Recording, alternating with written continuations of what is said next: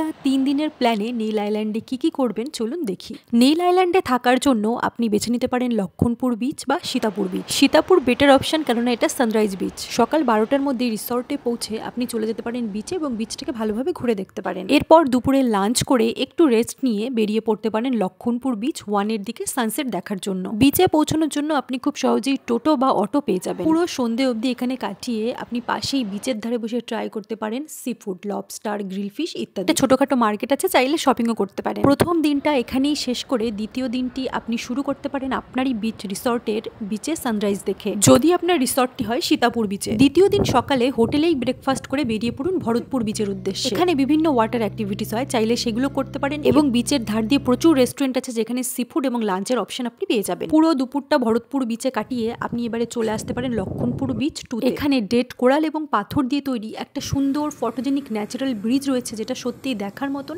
এবং খালি চোখে দেখা যায় প্রচুর মেরিন লাইফ। তবে ভরতপুর বিচ থেকে লক্ষণপুর বিচ 2 আসার আগে অবশ্যই দেখে নেবেন হাই টাইডের সময় কখন। দুপুরের পর হাই টাইড হলে অবশ্যই স্কিপ করে আপনি আবার চলে যেতে পারেন লক্ষণপুর বিচ 1। সেক্ষেত্রে তৃতীয় দিনের সকালটা আপনি রাখতে পারেন লক্ষণপুর বিচ 2 আসার জন্য।